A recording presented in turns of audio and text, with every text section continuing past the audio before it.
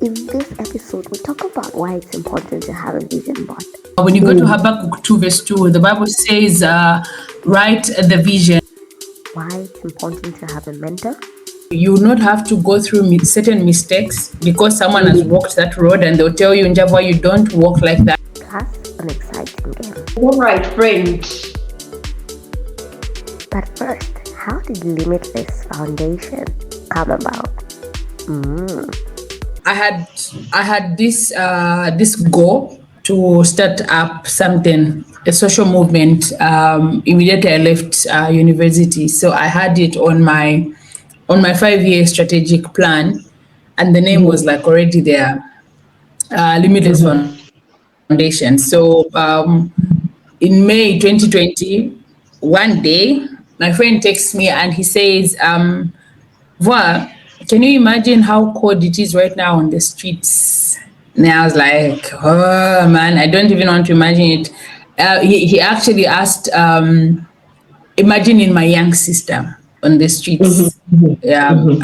For those that know my young sister, she looks very small. So he probably was thinking like the teenagers on the streets right now and the kids.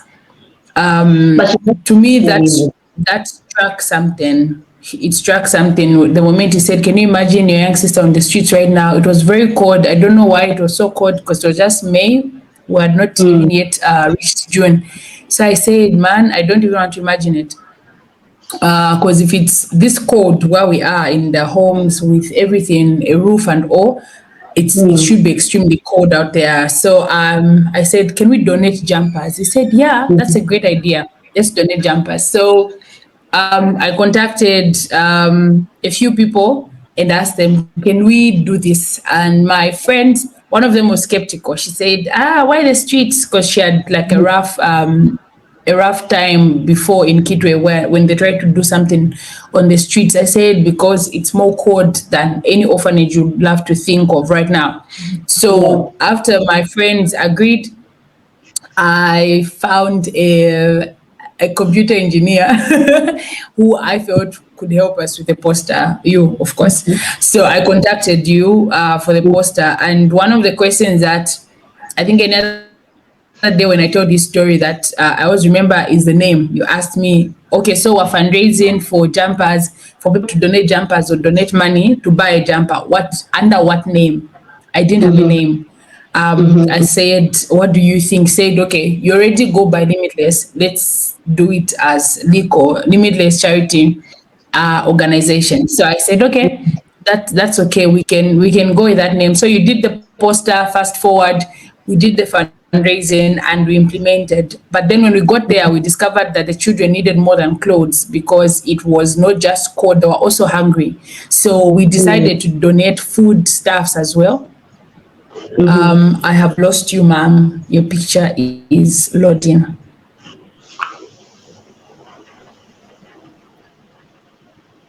When we got there, we discovered that the kids needed more than clothes. They were hungry and it was a home for them. So we decided, because due to my friend's concern, we also looked for one orphanage, a shelter.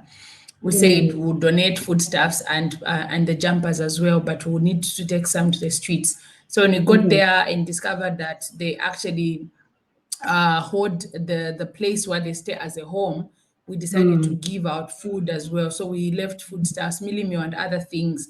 And when we proceeded to go somewhere else, I was with my other friend. He said, we can actually be doing this, like we cook a meal and bring for the kids. And that was the birth, really. So what prompted the starting of Limitless Charity Organization then, Limitless Foundation now, is just a question from a friend. I already had it, but it needed someone to push for it, and that's how we started and got registered under a different name, which was initially communicated to me on my strategic planning by God. Oh wow! Okay. Yeah. Wow. That's an interesting story right there. Okay, so tell us the transition that the organization has gone through from that first event, donating jumpers to the streets, until now. Where are you as an organization? Okay, I would say we've really grown as an Mm, organization. mm, Just a few months, no, few weeks actually, we were fundraising for the Christmas back to school campaign, mhm, and I was looking at the monies that were coming in. mm, Man, in 2020, we were trying to raise a 2,000 kwacha. We were asking mm, people to donate for us to raise a 2,000 kwacha, but we were targeting a 20,000 kwacha this year, mm, which we mhm. managed to raise. So financially, we were able to bring in resources more than we did when we started. But then Wow. also, one of the things that is like worth mentioning is the growth in terms of operation. So at some Yeah. point, I was media director, finance manager, resource mobilization, name it, name it. I worked Mm, in every department. I still do, but not with the mm, same intensity. We've got mm, people that are handling our social media pages and any media a thing you want to think of. We've got a whole team there. We've got a finance team that's handling our monies, that doing the mm, fundraising, spearheading everything. We have a resource mobilization, actually, a person who mm, specifically is part of the organization to raise funds. We've got officers under our three pillars. That is women and children's rights, poverty alleviation, climate action as well. So in terms of the team, we've grown. We have on operation, we have got different people there, but then also the general membership has also grown. I think we moved mm, from like 20 to 80 plus people now. mm, So that's mm, growth to us, and it's been 3 years plus. So I mm. would say if you saw us in 2020 and saw us today, you would definitely see the growth that has Tremendous. taken place in the organization. Yeah. Yeah. Okay. Wow. That's amazing. Okay. So, moving on from the organization to your professional life, you did say that you after university you had an opportunity to start in the new organization. If you could just remind me of the name where you started as an intern. So the transition from an intern to the position that you had just before you left to come and pursue your masters. What transition did you go through? And also, if you can help us understand, you started as an intern. I think that's obviously grade zero. Uh, at the time that you are leaving, were you a senior? Were you in management? Just help us understand the transition that you went through and perhaps what you think prompted you to transition like that. Okay. So Zambia Alliance of Women took me in as a fresh graduate.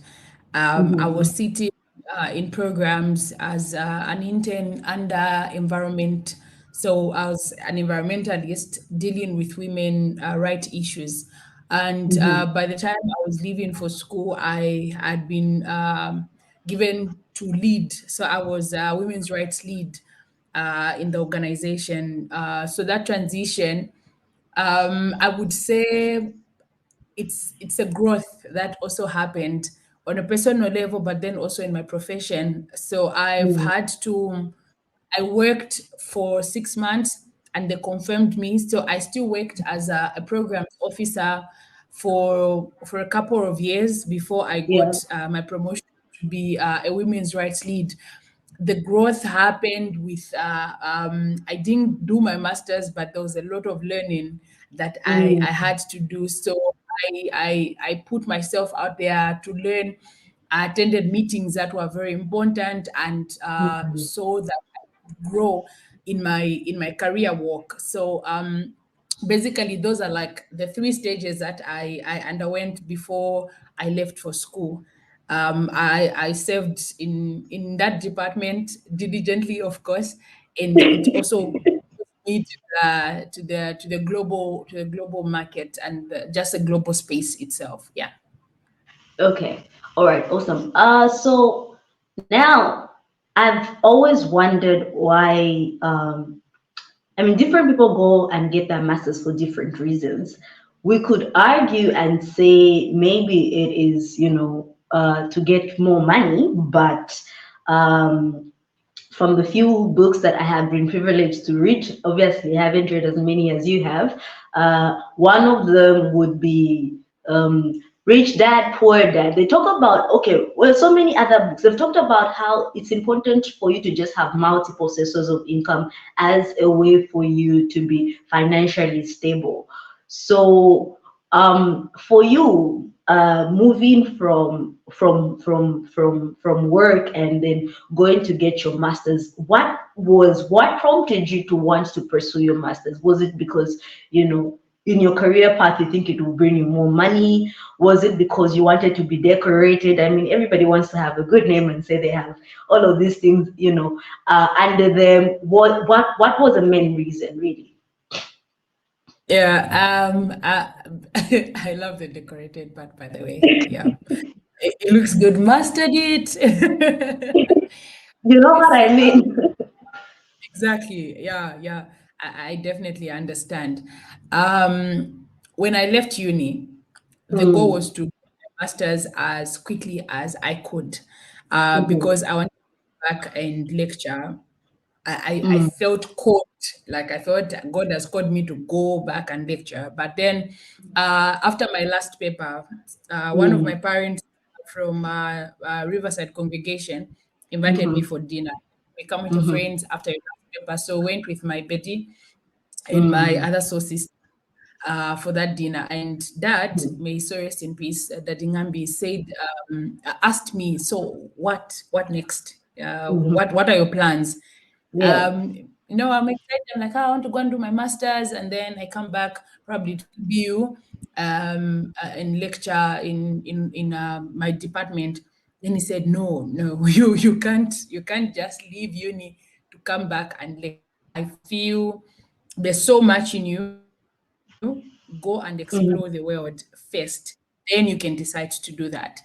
That struck me, but I didn't I was like, okay, it's some good advice here. So I started applying for masters mhm, still after I got my mhm, degree, mhm, my bachelor's. I started applying. I applied here and there. I remember there was one that I was so close, and I had like first, second stage, third. mhm. Like, I couldn't make it fourth. I was heartbroken, but yo, man, we got to move. We got to move. So Exactly. I couldn't I couldn't get that, but I was already like working. I said maybe Mm, this is what God wants for me. But then also I came across something very funny. My friend said, all of you mm, are rushing to go and get your master's. What has your bachelor's degree done? I was like, oh man, I think I want to see what my bachelor's degree will do before I can get my master's. So after I saw what my bachelor's degree was able to do, I was like, man, imagine if I had a master's. I think I could do so much. I would get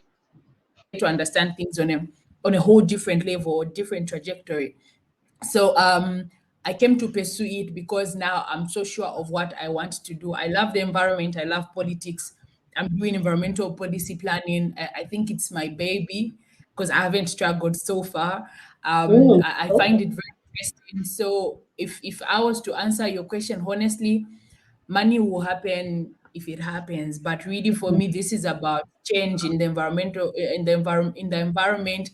but then also with a focus on policy, because I feel most of the problems we face are political and are also embedded in a system. So the money might come and the decoration, of course, Mm, because I will have it, but then the goal just make impact, but then also have a narrowed understanding of my profession and my career. So it's really for me to improve myself as a person, as an advocate for environmental well-being. So really, it's about trying to change the lives. I hope I get to do that.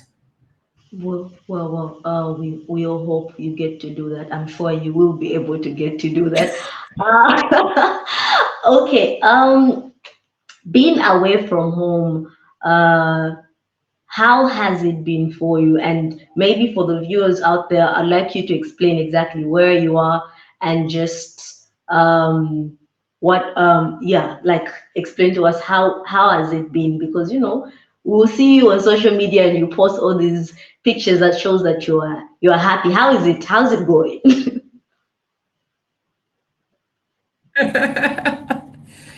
Well. Okay, so I'm currently in Lebanon, Mhm. at the American University of Beirut, purchasing the masters. It's miles away, and I mean miles away. It's like really so far from home, and it's very difficult being here. It's not the easiest thing. It has had a toll on me, and Mm, the relationship home. I feel sometimes I ask myself, is this master's worth it? Because I have missed some of the things that I'm like, I really wish I could be there for these people. So it hasn't been there. I get homesick sometimes. Yeah. Yes, hard to believe, but yes, I do get homesick. But then also one of the things that has kept me going is the mere fact that I got confirmation from God that I needed to be here. I needed to pursue this, so that keeps me going. But then also I have a support system that is like really strong, both back home and here. I haven't felt like there's been a disconnection between the people home and myself. But then also I've managed to build a family here. I have a church that I go to now. I've got other friends that I have met here, and they've become family. So to answer your question, it's difficulty but worth it. Yeah. interesting. When people look at you on social media and they see all the nice pictures you post, they wouldn't ever think it's been a hard it's been a hard phase. But I mean, you did mention at the beginning of the interview that you do have a partner. So how, like, what toll has this had on you and your partner, and how easy was it, like, for you to make this decision to leave home to go so far away, being in a committed relationship, and what was the response of your partner like? Because if it's me, I'll just say you're not going anywhere.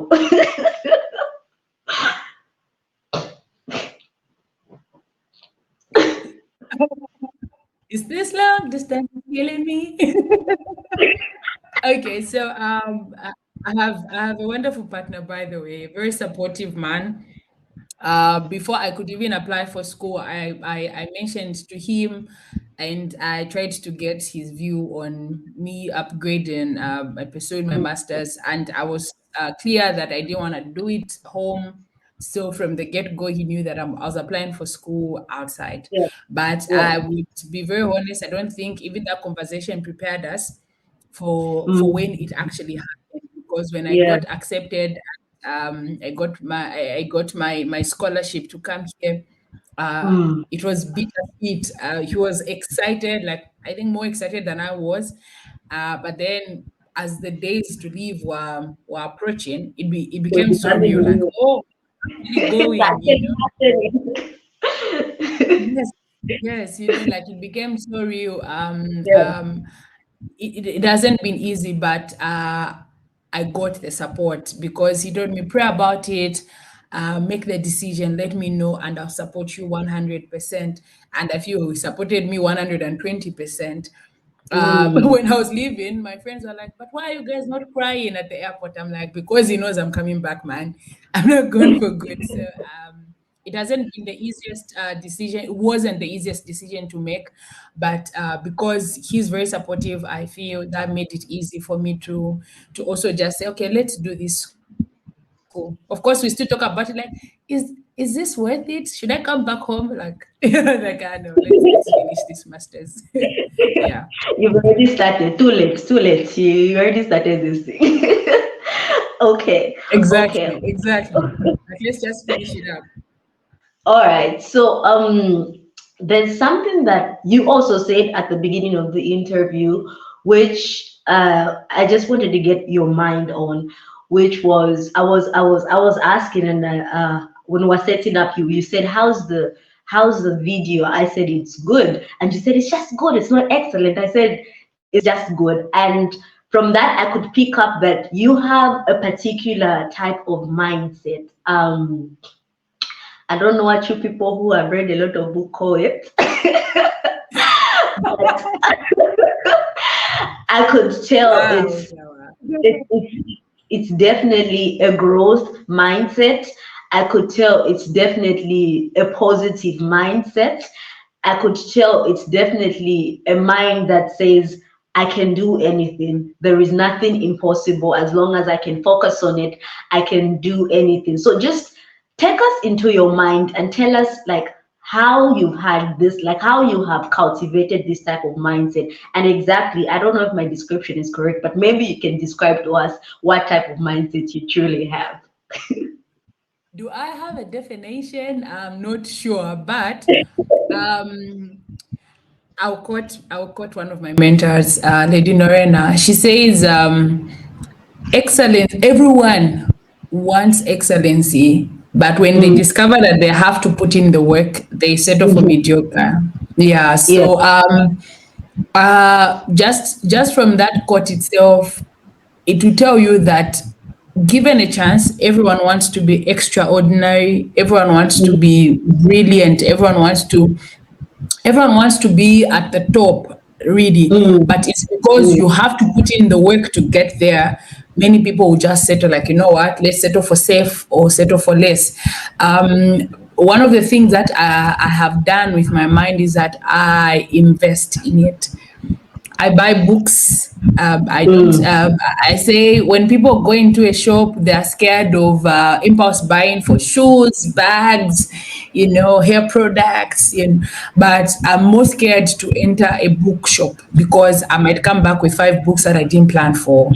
Sometimes, so that's how much I love my mind. I watch podcasts. I attend seminars, I read books. I just don't buy them, by the way, because you can buy the book and have it at the shelf. Yeah. But then I have a challenge. I have to read. A certain number of books in a month. By the end of the year, I have a target of what types of books, and so my mind has been challenged. I read. I watch movies with a pen and a book by the side, just in case there's something that my mind would benefit from. I recently went to watch, is it Aquaman? I came back with like 3 quotes, and everyone was like, "Weren't we there to have fun?" I'm like, man, like, if I paid for it, it should have something in my mind. So, yeah, because it's money. So I feel I have a mind that shouts limitless, like all the time. There's a time someone asked me like, Njavwa, what can you not do? I said what I don't want, because if I want to, I will do it. That's the type of mind that I have. So basically, it's a growth mindset. It doesn't stop learning. And maybe one of the things that have been pushing me even after uni, the Kupes, yeah. So in Kupes, the case stands for I will constantly assume opportunities for learning. So I see an opportunity for learning. It's in a movie, it's in a book, it's in a song. I'll learn it. Yeah. Wow, that's interesting. So you talked about reading books, and I'm gonna come back to mentorship because I think it's something that's very important and a lot of us can benefit learning from. But reading books, how like you said, many people have books that they never read, and how do you set up books, and how do you make sure that you read those books that you say I'm going to read? When I said many people, inclusive of myself, continue. Please give us. Okay. I'll give an example. Before 2021, I couldn't bring myself to read financial books, like anything financial related. I couldn't read. And back then, I would read my books, the e-books. Then I told myself, if I spent money on it, probably to push me to read it. So one of the things that I did was actually spend on them, because where the money is, where the treasure is, there is the heart. So if I put in money, unless if it wasn't important money, but if I put in money to get a book, that in itself is a motivation for me to read it. But then also, like I said, I crave knowledge, because the more I read, the more I actually know that I don't know. a lot of things. So one book will lead you to go and look for another book. I've read a number of self-help books. I've read a number of financial literacy books.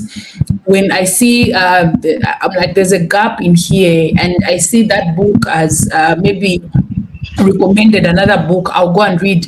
If I read a book by a particular author, I'm just like, this is an interesting guy. Can I read more of his books? So also, it's a habit. It's become a habit. It becomes natural.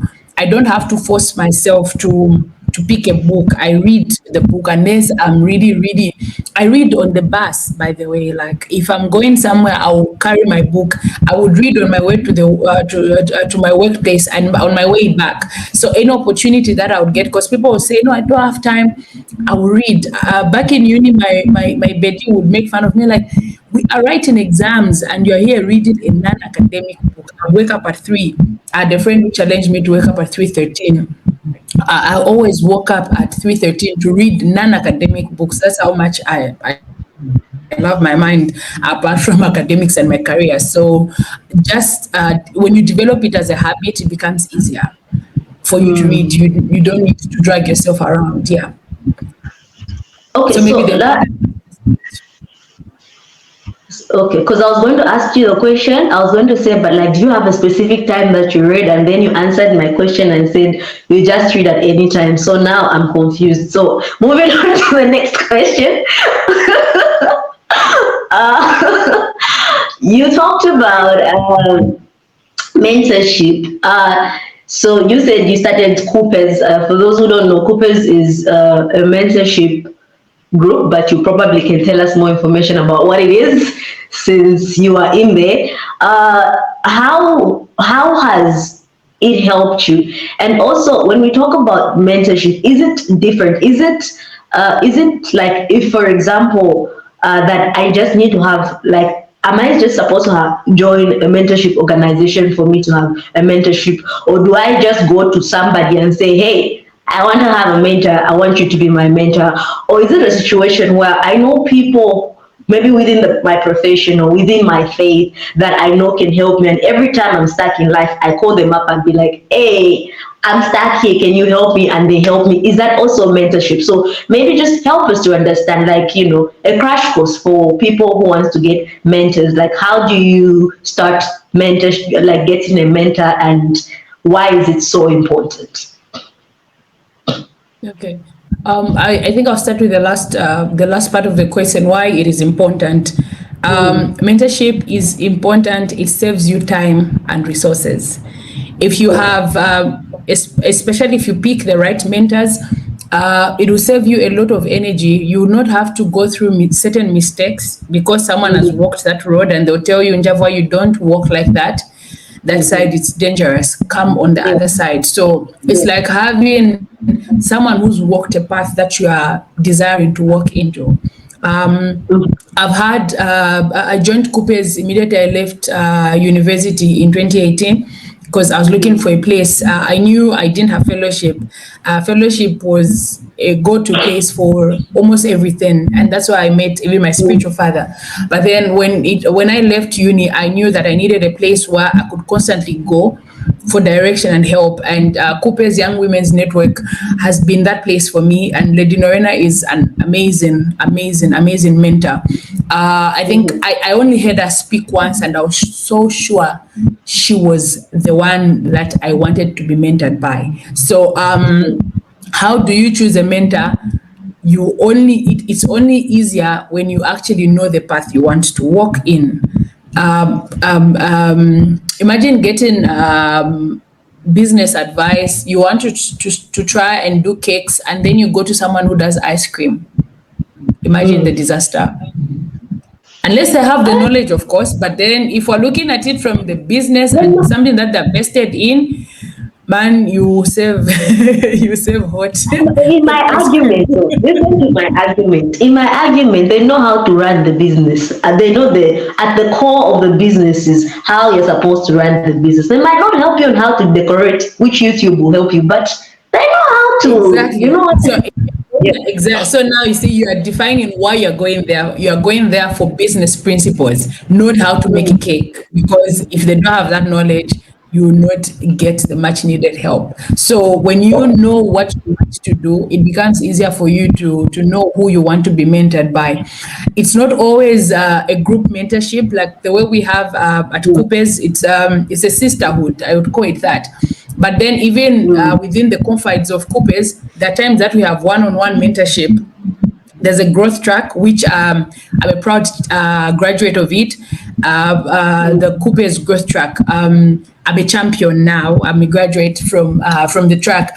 So when you undergo that growth track, it's like a push beyond any comfort in your life, man. It's something that just pushes you to do the best with who you are and what you carry and all that. So mentorship, you can have something like that, and of course I am advocating for it. If you are a young lady, please just go on Facebook, search for Kupes Young Women's Network. You'll find the details there, and you'll be able to be helped by the admin. So it's one of the platforms that I would advocate for any other day, because it's been very helpful for me. It's helped shape my career because a lot of things are embedded in it. We have the spiritual aspect and all those things. So it depends, what do you want to grow, which area, that will show you which mentor you should go for. Okay, so in my question, I think there's one that you didn't not answer, and I understand why. My question was too long anyway. So there was one where I said there are people who say, I don't probably need to join an organization like Kupes, and because they would say, maybe I already have. I not even crowned it to say I'm crowning to say they are my mentors, but I have people that I can always ask whenever I feel stuck in my life. So I can just call them up. Maybe from work, I have maybe my manager is kind enough to like let me ask all sort of questions that I would want to ask about life. Maybe like not just career type of questions, but about money, about relationship and things like that. So I don't see why I need to join, let's say, a mentorship group, or even say have a mentor, or even things like that. So for a person who's out there, they don't have like a defined relationship to say this one is my mentor. This person doesn't know they're my mentor, but I can always go to them. Is that still fine, or do they still need to find the person and say, hey, you need to be my mentor, you're now my mentor, and things like that? Okay, great question, by the way. Anything that is not defined, anything that is not defined, we leave a room for it to be anything. Okay, I can pick up a phone right now and call Lady Norena. I can call Daddy Kelvin, and they'll respond to me right now because they know I'm under their care. It's defined. But in a situation where you have a mentor who is not a mentor, it becomes hard. They don't feel responsible for you. Okay, they don't have that responsibility placed on them. So and on a day that they don't feel like talking to you, they'll not talk to you. Where would you go if that happens? So my advice would be, have things that are defined. We've had people be on the talking stage and thinking it's gonna be a relationship because they didn't define things, and then they get hurt when they see the guy received Chilanga Mudido, you know. No, I thought we had. You thought you had something, but you didn't really have. So it's very important to have things that are defined. Define that relationship. If you see that they're very helpful, ask them. Say, okay, so I find your advice very, very helpful. Do you mind being my mentor? They will be that responsible for you. So it's about responsibility. If they don't feel responsible for you, you are probably on your own. Okay. Oh wow. All right. Okay. I hope no one is Now on their own. Let's go back as 2024. All right. I want us to talk about vision boards because we're going into the new year, and you talked about vision boards earlier in the conversation. So please enlighten us. What are vision boards, and is it important to have one? Do they work? Okay. Yes, please. That's a very good question, especially the last part where you asked if a vision board works. So I'll go biblical on this one again. When you go to Habakkuk 2 verse 2, the Bible says, write the vision on plain tablets, make it plain, like make it simple, that he may run with it, he who runneth. So a vision is, it can be personal, it can be something that incorporates other people. So a vision board, in my basic understanding, it's just a mental picture on a paper. So you have it here. You know how your future should look like or how it should play like. But then you decide to put it somewhere where it will be in your face constantly. So for instance, mine is like here. Every time I'm on my study table, I get to see some of the things. So it's a picture. It's, like I said, a mental picture, but then on a piece of paper with things that motivate you with what you want. Does it work? I would say 100%. If the question of does it work is whatever is in there is what happens, then no. But there is something that keeps you on your toes. It gives you a reminder. When we're discussing about how the Limitless Foundation was established, when we tried to register under the Limitless charity organization, we had so much trouble with it. The moment I changed the name back to Limitless Foundation, it was like easy. I think we registered in like within minutes, we were able to register the organization. And when I went back to the vision board, I discovered that's the name that was there, Limitless Foundation. So a vision board is important.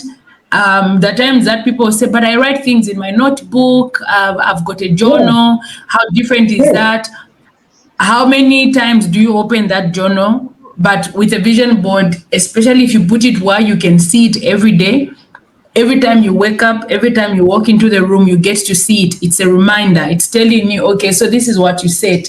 Ma'am, you talked about you'll be working on your weight. This is a picture of a gym right in your face. So you can't escape easily the way we do with a journal or a notepad.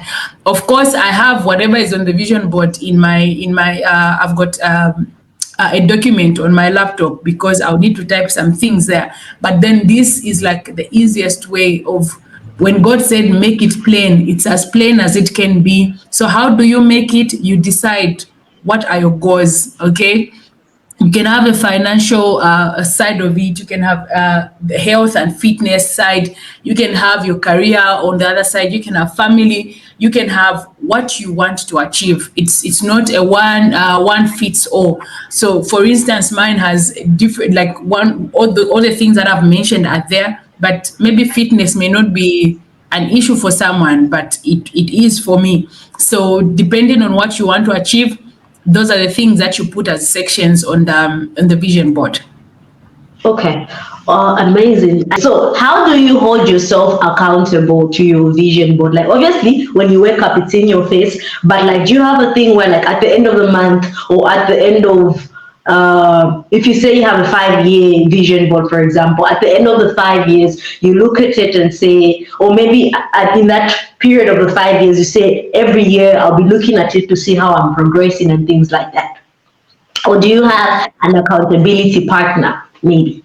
Yes, thank you. So, like I said, this is a 5-year plan, and it's broken down into years. And then those years are broken down into like months, and then I have like weekly plans. There's one of the papers I was grabbing here and I was looking at it. It's like a to-do list for like on a daily basis.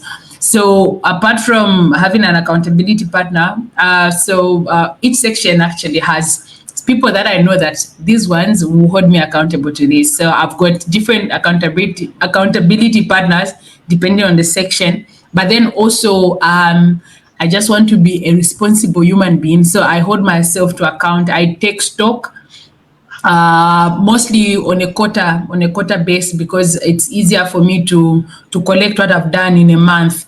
And sometimes I find the things that are not even on the vision board, but then they are wins for me, so I'll put them there. This month at Kupes, we've been taking stock for for the whole year.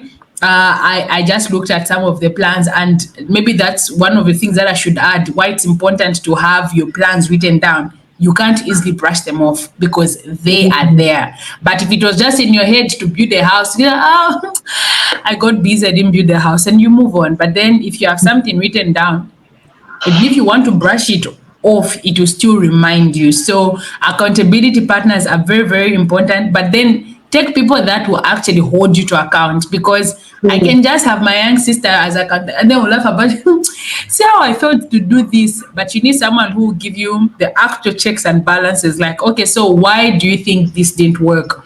Someone that you feel you report to. So yeah, those are some of the things that make it a bit easier for me to make sure that I am on course. A very simple game. There's only one instruction, which is you only have one answer. So I'll read out certain questions for you, and you can only give me one answer. In fact, this game is yours because we're calling it Njavwa's Favorites. It is your game, specifically custom made for you. Let's go. Are you ready? I don't think I'm ready, but okay, let's see.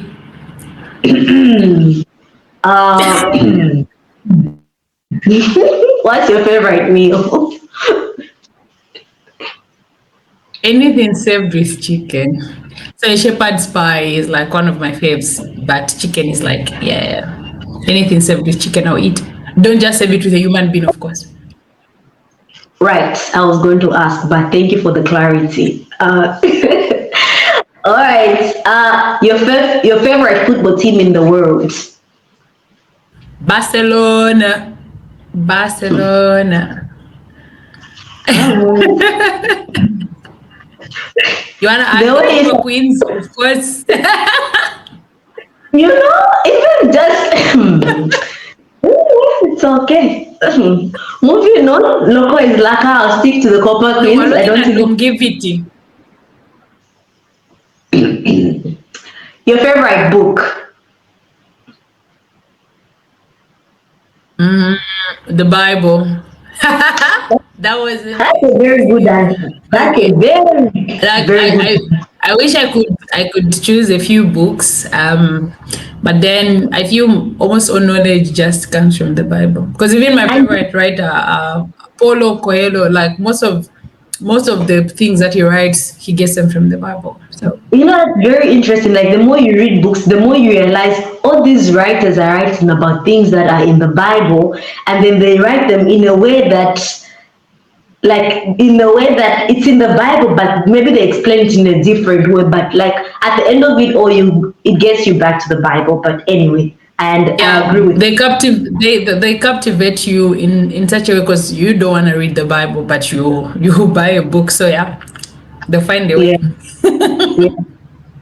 It's sort of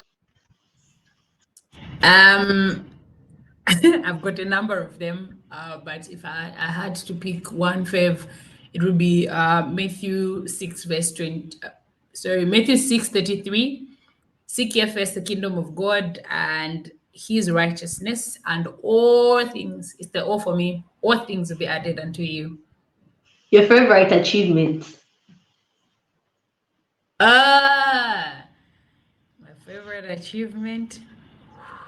God has been so good, man. I think my favorite achievement would be education. It gave me so many opportunities. Yeah, getting educated is like one of the faves. Yeah, definitely. Just so you know, when you're talking about your favorite friend, just remember that your partner is also your friend. Just so you know. But continue.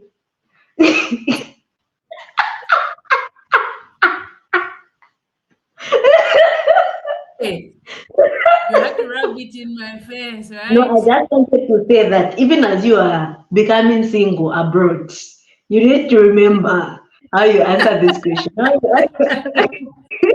Guys, my partner is my partner. Is the love of my life. What does it have to do with friendship? Of course, you are right. You are right.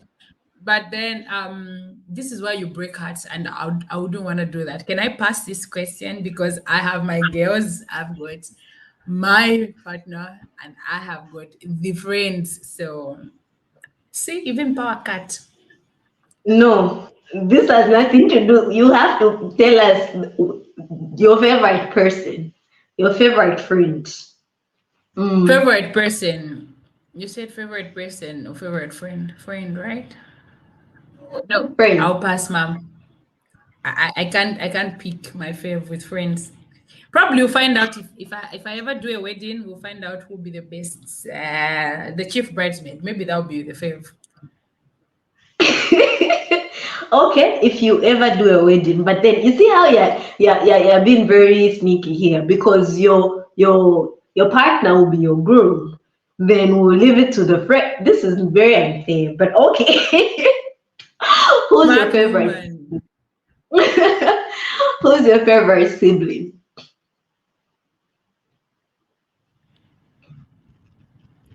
I have the picture here, all of them. Meaning they Mm. are my people. Why are you doing this? Who is easy to bribe? Mm. Mrs. Selwenga, can I pass on this one as well? No, no, you can't pass. You passed on one. In fact, one of the rules of the game, which I've just added, is that you can only pass on one. You've already had your chance. It came after I asked. It came after I asked. So okay, if we're looking at friends, I think my brother would be a friend. My sister is just our baby. She's our baby. We But can I bribe think our way through this. Namkoko, I hope you watch this interview. In fact, I'm coming to your inbox to tell you to watch No, this interview to come and no, collect money. To come and collect no. money. Yeah. Please. It's Nana we're talking about. She'll rip us off. Yeah. Yeah. Okay. The last question, your favorite parents. My mom, Dorothy, my friend, my friendy. Yeah, it's definitely mom. I think of all the question, this one was easy. Okay. Okay. All right. I don't know what to say. This has been a lengthy conversation, but it felt like it was a much needed conversation. So thank you so much. I know I've taken like so much of your time. Like people won't even understand how much of your time I have taken, but here I am. What do they say? Like not regretting that I've taken so much of your time. But thank you so much for joining me. You guys, thank you so much for reaching the end. If you reached this far, it means you have watched the entire interview. So thank you so much. Do check Njavwa on Facebook. You can continue checking on her journey because we need to check that 5-year vision board. So we'll be checking on your Facebook, just making sure. And of course, you can also check out Kupes if you want to join a mentorship organization. And from me and her, thank you so much for joining us. Until the next time, bye bye and Happy New Year. Thank you for having me. Bye bye. Happy 2024.